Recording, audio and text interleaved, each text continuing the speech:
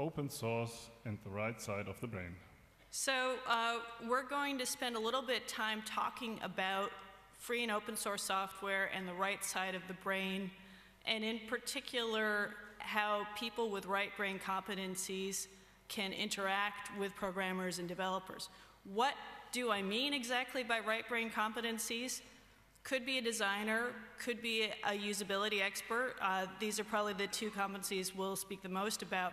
It could also be a musician, a writer, somebody who plans a media campaign.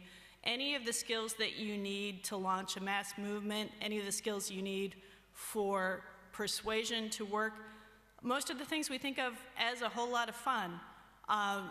And they are different than the skills necessary for programming, but they interlink in all sorts of interesting ways. Okay, so forward.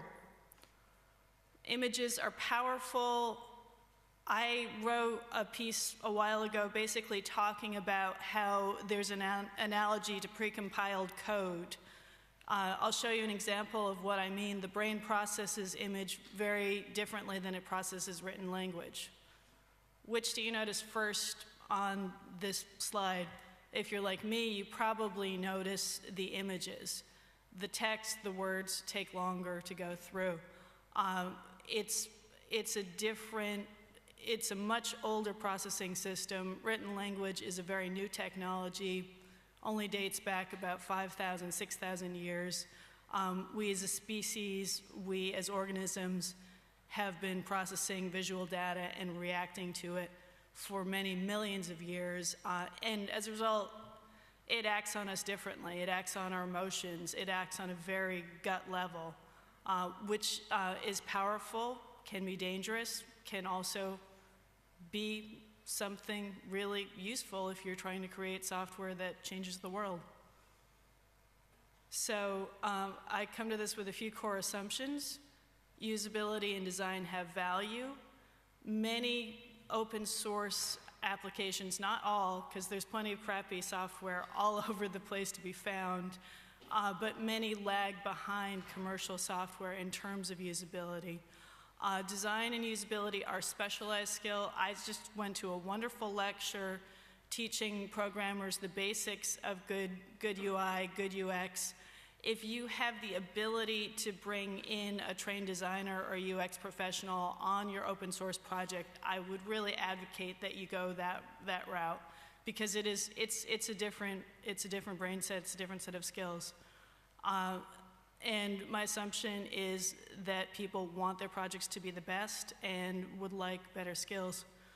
Two, there are a lot of cultural differences, but there also are a lot of cultural similarities.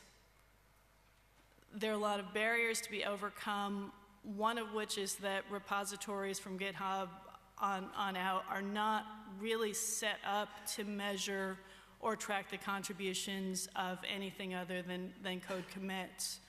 And there's a great tool called Resource Space that provides a way around that, but it's not really integrated into anything. You know, I would hope that some of these features may be better supported in the future. Different creative cultures. I think the biggest shift really has to be finding ways for designers and programmers to come together and just getting stories of success out there. Two examples, lightning fast before we close. Signal, hugely influential. This is an app that lets you have encrypted conversations on your phone. I installed it in a matter of minutes. It was effortless. It's gotten rave reviews. It's available for iOS, Android, now for desktop also. Get it if you don't have it already. Hugely praised and influential in the encryption community. And if you look at their credits, you have a designer at the very top. If me, this is a much smaller project. I'm about to go over, so I'll stop now and just say, what you want to concentrate on is finding a designer and learning to speak the same language. You can contact me at artmeetscode.org if you're interested in more information. Thank you. Thank you.